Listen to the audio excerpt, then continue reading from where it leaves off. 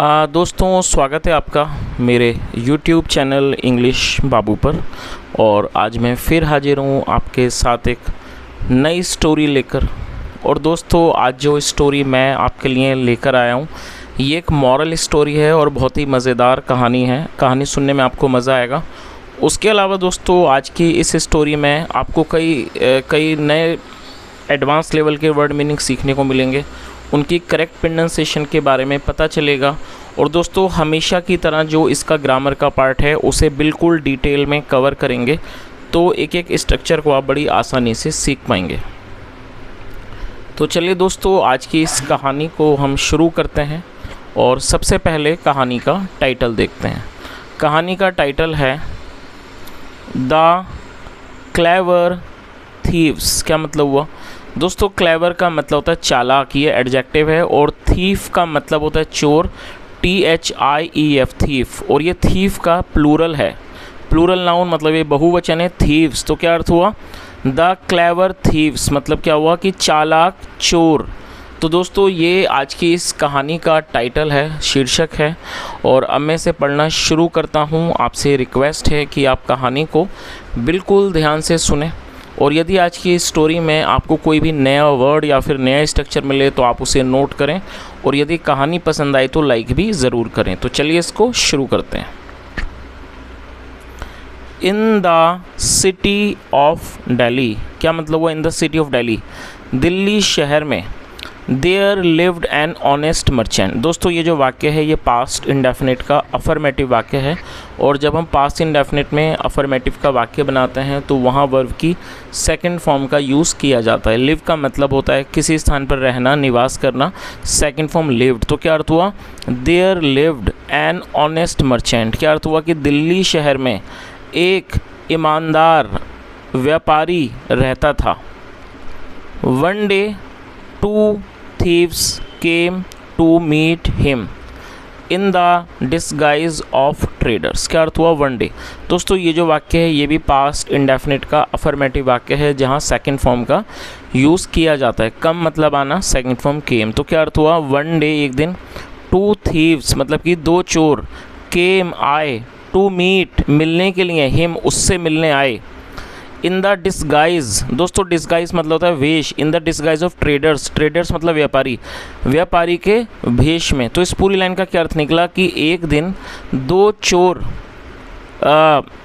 व्यापारियों के भेष में उससे मिलने आए।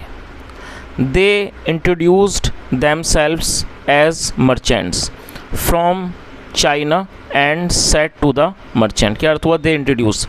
दोस्तों, ये भी पास्ट का ही वाक्य है, पास्ट इंडेफिनिट का अफर्मेटिव वाक्य है। दे का मतलब होता है वे या फिर वे लोग। सब्जेक्ट में जब एक से अधिक लोग होंगे तो दे का यूज़ किया जाएगा। और इंट्रोड्यूस का मतलब होता है परिचय देना। दे इंट्रोड्यूस्ड देमसेल्व्स। क्या अर्थ हुआ? उन्होंने अपना परिचय दिया। एज मर्चेंट्स, व्यापारियों के रूप में उन्होंने अपना परिचय दिया। फ्रॉम चाइना, चाइना से। And said to the merchant, और उन्होंने व्यापारी से कहा, we have some jewels with us. दोस्तों, ये जो वाक्य है ये प्रेजेंट का पजेसिव वाक्य है। पजेसिव का मतलब होता है जब हम वर्तमान में कोई ऐसा वाक्य बनाते हैं जहाँ ये दर्शाते हैं कि किसी के पास कुछ है या नहीं है। इस तरह के वाक्यों को पजेसिव का वाक्य कहा जाता है, जहाँ पर हैज़ या हैव का प्रयोग हेल्पिंग ऑफ के रूप में किया जाता है। तो उसका क्या अर्थ हुआ? उन्होंने व्यापारी से कहा, we have some jewels with us, मतलब हमारे पास कुछ रत्न हैं। ज्वेल मतलब रत्न, हमारे पास कुछ रत्न हैं। We shall be extremely grateful to you. दोस्तों, ग्रेटफुल का मतलब होता है आभारी होना, ये एडजेक्टिव है। तो उन्होंने क्या कहा? We shall be extremely grateful to you, मतलब हम आपके अति आभारी होंगे। इफ़ यू काइंडली, अगर आप कृपया करके, मैनेज मतलब कि प्रबंध कर दें, टू सेल द आइटम्स, इन चीज़ों को बेचने का, फॉर अस हमारे लिए। तो उन्होंने क्या कहा कि हम आपके अत्यंत आभारी रहेंगे यदि आप इन सामानों को हमारे लिए बेचने का प्रबंध कर दें। चलिए आगे देखिए।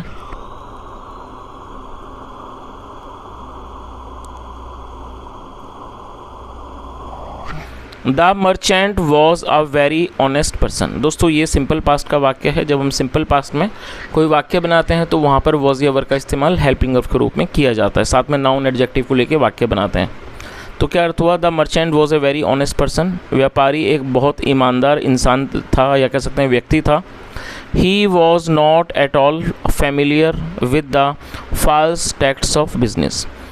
और दोस्तों फैमिलियर का मतलब होता है किसी चीज़ से परिचित होना, और फॉल्स टेक्ट्स का मतलब होता है झूठी चालबाजियाँ। तो क्या अर्थ हुआ, he was not at all familiar, मतलब वह बिल्कुल भी परिचित नहीं था with the false tacts of business, मतलब जो व्यापार की जो झूठी तरकीबें होती हैं, चालबाजियाँ होती हैं, उससे वो बिल्कुल भी अवगत नहीं था, उससे वो बिल्कुल भी मतलब उसको परिचित नहीं था, वो इस बारे में नहीं जानता था। एज़ यूजुअल, हमेशा की तरह, द मर्चेंट सेड, व्यापारी ने कहा, jewels can't be sold without showing them to buyers. दोस्तों ये जो वाक्य है ये पैसिव का वाक्य है, और यहाँ पैसिव का यूज़ कैन में किया गया है। और जब आप कैन एक मॉडल है, और जब आप इसको पैसिव में यूज़ करेंगे तो कैन के साथ बी का भी यूज़ किया जाता है, साथ में वर्ब की थर्ड फॉर्म लगाई जाती है। SELL सेल मतलब बेचना होता है, और थर्ड फॉर्म है सोल्ड। तो उसने क्या कहा, एज़ यूजुअल मतलब कि हमेशा की तरह, द मर्चेंट सेड, व्यापारी ने कहा, jewels can not be sold मतलब कि रत्नों को नहीं बेचा जा सकता है, without showing them to the buyers. Showing to buyer मतलब, बायर का मतलब खरीदार, मतलब कि खरीदारों को बिना दिखाए जो रत्न है उनको नहीं बेचा जा सकता है। मतलब उसका कहना था कि यदि आप बेचना चाहते हो तो आपको रत्न दिखाने होंगे। आगे देखिए, you leave them with me, और लीव का मतलब होता है छोड़ना। You leave them with me, आप इन्हें मेरे पास छोड़ दो। I will try to find a suitable buyer, मैं कोशिश करूँगा टू फाइंड ढूंढने की, अ सूटेबल बायर एक उपयुक्त खरीदार ढूंढने की कोशिश करूँगा, फॉर दीज ज्वेल्स इन आभूषणों को, इन रत्नों को बेचने के लिए एक उपयुक्त खरीदार को ढूंढने की कोशिश करूँगा। चलिए आगे देखिए,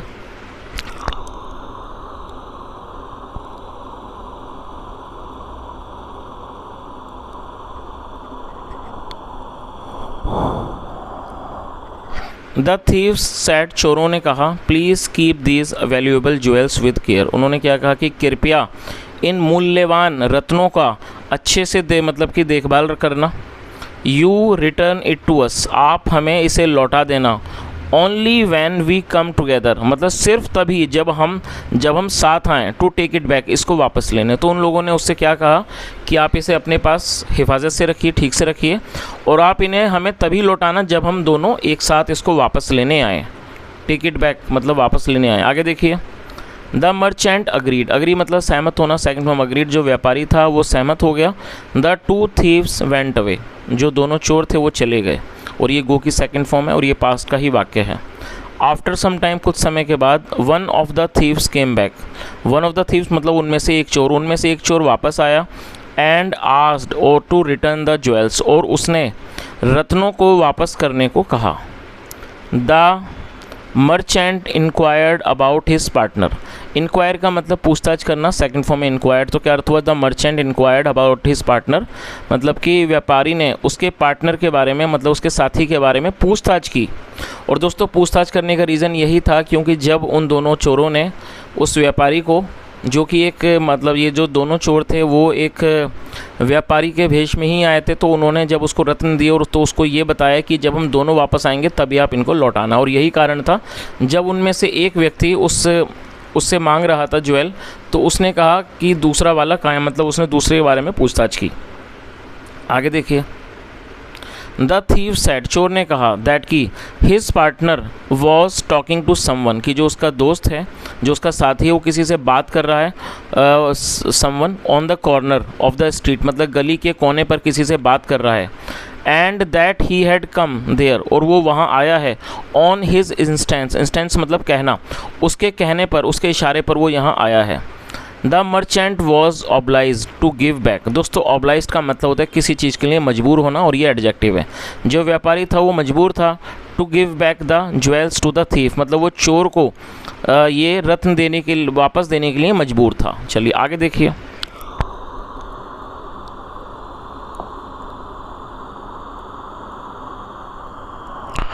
a few hours later, later मतलब बाद, अ फ्यू आवर्स लेटर्स मतलब कुछ घंटों के बाद, द सेकेंड थीफ केम, दूसरा चोर आया, टू द मर्चेंट व्यापारी के पास, and asked for the jewels, ask मतलब पूछना, और उसने रत्नों के बारे में पूछा। द मर्चेंट सेड, व्यापारी ने कहा, वाई, क्यों, you don't know that your friend has taken away the jewels from me. दोस्तों देखिए, इस वाक्य में हैज़ के साथ थर्ड फॉर्म है, टेक मतलब ले जाना, थर्ड फॉर्म टेकन। तो ये प्रेजेंट परफेक्ट का वाक्य है। जब हम प्रेजेंट परफेक्ट में कोई वाक्य बनाते हैं तो वहाँ पर हैज़ या हैव का यूज़ हेल्पिंग वर्ब के रूप में करते हैं, साथ में वर्ब की थर्ड फॉर्म लगाई जाती है। तो द मर्चेंट सेड, व्यापारी ने कहा, क्यों, यू डोंट नो, क्या आप नहीं जानते, that your friend has taken away the jewels from me, मतलब क्या आप नहीं जानते कि आपका दोस्त फ्रॉम मी, मुझसे रत्नों को ले जा चुका है। इन फैक्ट, असल में, आई इंक्वायर्ड फ्रॉम हिम, मतलब कि असल में मैंने उससे पूछताछ की अबाउट यू, आपके बारे में, बट ही टोल्ड मी, लेकिन उसने मुझे बताया, दैट कि you were talking to someone, कि आप किसी से बात कर रहे हो, on the corner of the street, मतलब आप गली के कोने पर किसी से बात कर रहे हो, and it was on your instance, और आपके इशारे पर, आपके कहने पर, दैट ही हैड कम, वह आया था, आपके कहने पर वो आया था, टू कलेक्ट द ज्वेल्स। तो उसने क्या कहा कि वो आपके इशारे पर, आपके कहने पर वो इन रत्नों को लेने के लिए, कलेक्ट करने के लिए आया था। चलिए आगे देखिए। The second thief became very angry and shouted. दोस्तों एंग्री मतलब होता है एंग्री मतलब होता है नाराज़, क्रोधित हो जाना, गुस्सा हो जाना, ये एडजेक्टिव है। और जब हम एडजेक्टिव को वर्ब के रूप में बनाएंगे तब हमें एक सपोर्टिंग वर्ब का यूज़ करना होता है, और सपोर्टिंग वर्ब के रूप में यहाँ पर बिकम का इस्तेमाल किया गया है। और ये पास्ट इंडेफिनिट का वाक्य है तो सेकंड फॉर्म लगाई गई है। तो क्या अर्थ हुआ, the second thief became very angry, मतलब जो दूसरा चोर था वो बहुत ज़्यादा नाराज़ हो गया, बहुत ज़्यादा गुस्सा हो गया, एंड शाउटेड, और चिल्लाया, शाउट मतलब चिल्लाना, सेकंड ऑफ शाउटेड, और वो चिल्लाया, I want leave without having my jewels back.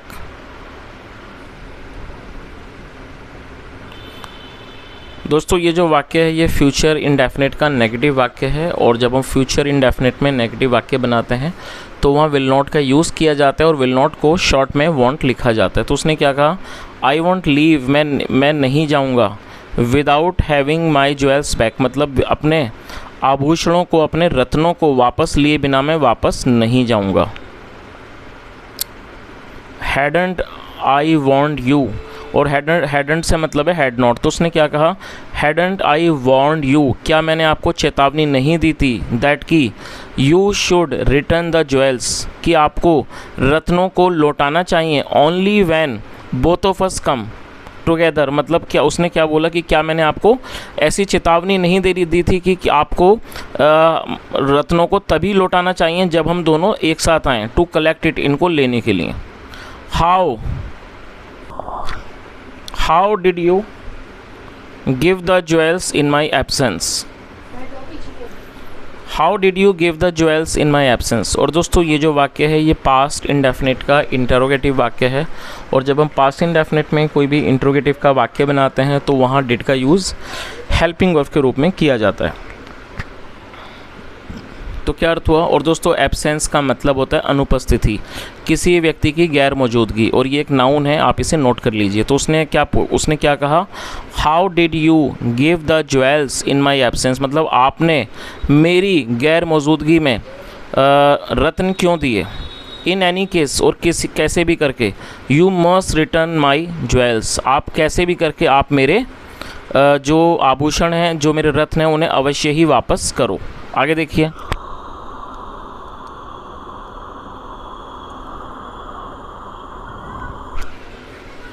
Sound कम करो थोड़ा। The merchant said politely, you were just at the corner of the street when your friend came to take back the jewels. और दोस्तों ये जो वाक्य है ये भी पास्ट इंडेफिनिट का अफर्मेटिव वाक्य है, जहाँ सेकंड फॉर्म लगाई जाती है। से मतलब कहना, सेकंड फॉर्म सैड, और पोलाइटली एडवर्ब है। दोस्तों एडवर्ब का मतलब होता है ऐसा कोई भी शब्द जो किसी वर्ब की विशेषता का वर्णन करता है, उसे एडवर्ब कहा जाता है। पोलाइट का मतलब होता है विनम्र, और पोलाइटली का मतलब होता है विनम्रता से। तो आप इस वर्ड को नोट कर लीजिए। और दोस्तों एडवर्ब को पहचानना बहुत ही ज़्यादा सरल है। ज़्यादातर आप देखेंगे जो एडवर्ब हैं वो ly पे ख़त्म होते हैं, तो आप इसको आसानी से पहचान सकते हैं। और एडवर्ब का मतलब होता है ऐसा शब्द जो किसी वर्ब की विशेषता का वर्णन करता हो। तो क्या अर्थ हुआ, द मर्चेंट सैड पोलाइटली, मतलब कि व्यापारी ने विनम्रता से कहा, you were just at the corner of the street, मतलब कि आप सिर्फ मतलब कि गली के कोने पर थे। When your friend came, जब आपका दोस्त आया, to take back the jewels, मतलब जब वो आपका दोस्त आभूषणों को, रत्नों को वापस लेने आया, तब आप सिर्फ गली के कोने पर थे। The second thief again became furious, जो दूसरा चोर था again दोबारा became furious, और furious का मतलब होता है बहुत ज़्यादा क्रोधित होना, आग बबूला हो जाना। जो दूसरा चोर था वो दोबारा से बहुत क्रोधित हो गया। टू हीयर हिम से दिस, इस मतलब उस व्यक्ति को ये टू हीयर हिम से दिस मतलब उस व्यक्ति का इस बात का कहना सुनकर वो बहुत ज़्यादा नाराज़ हो गया। ही शाउटेड, वह चिल्लाया, सो वॉट, तो क्या हुआ। Should not I even stand on the street, क्या मुझे गली में भी खड़ा नहीं होना चाहिए।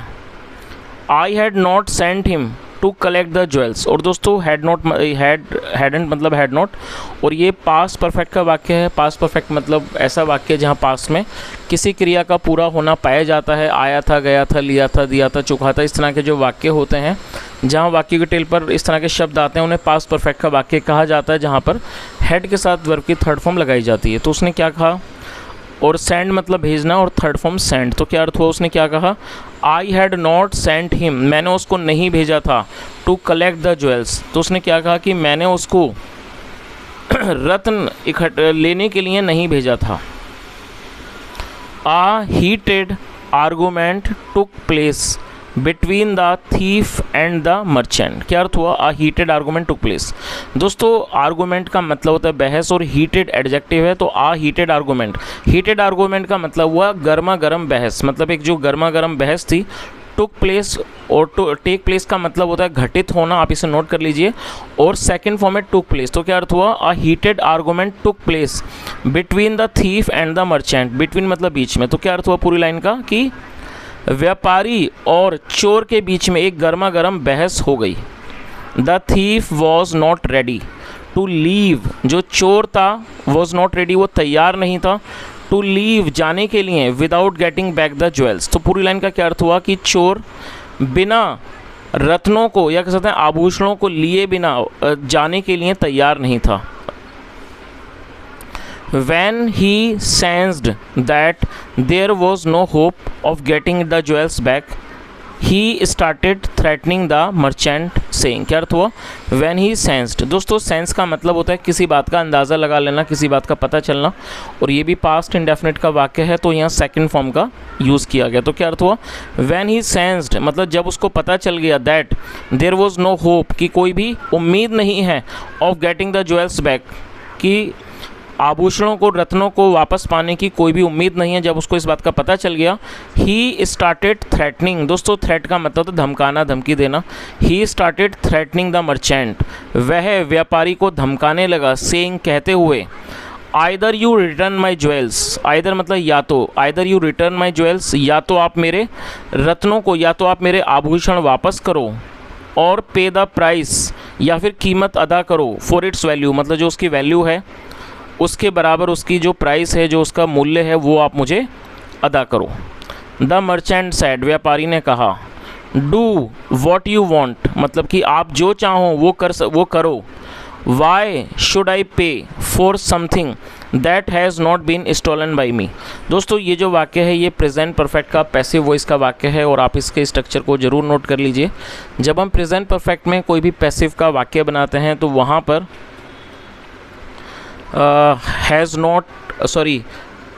हैज़ बीन या फिर हैव बीन का यूज़ किया जाता है, साथ में वर्ब की थर्ड फॉर्म लगाई जाती है, और यदि वो नेगेटिव होगा तो हैज़ या हैव के साथ नॉट का भी प्रयोग किया जाता है। तो क्या अर्थ हुआ, द मर्चेंट सेड, व्यापारी ने कहा, डू वॉट यू वॉन्ट मतलब आप जो चाहो वो करो। वाई शुड आई पे मतलब कि मैं क्यों दूँ, फॉर समथिंग उस चीज़ के लिए मतलब मैं पैसे क्यों दूँ उस चीज़ के लिए, that has not been stolen by me, तो उसने क्या कहा कि जो चीज़ मेरे द्वारा नहीं चुराई गई है उसके लिए मैं पैसे क्यों अदा करूँ। चलो दोस्तों इस कहानी को फ़िलहाल हम यहीं तक रखते हैं, और मैं कोशिश करूँगा कि जल्दी इसका सेकंड पार्ट लाऊं, और सेकंड पार्ट में मैं पूरी कोशिश करूँगा कि जो कहानी का अगला पार्ट है हम उसको कवर करें। तो दोस्तों यदि आपको आज की कहानी अच्छी लगी और आपको मेरा पढ़ाने का प्रयास भी अच्छा लगा तो आपसे रिक्वेस्ट है आप इस वीडियो को ज़रूर लाइक करें, शेयर भी करें, और यदि आपका कुछ सुझाव हो तो कमेंट में बताएं, और यदि दोस्तों कहानी का आप सेकंड पार्ट सुनने में इंटरेस्टेड हैं तो आप कमेंट में ज़रूर बताएं कि आप सेकंड पार्ट को सुनना चाहते हैं। और दोस्तों उसके अलावा मेरी एक और रिक्वेस्ट है, आज की स्टोरी में यदि आपने कोई भी नया वर्ड सीखा हो तो आप उसे कमेंट में ज़रूर बताएं। सुनने के लिए thank you so much. Have a nice day and bye.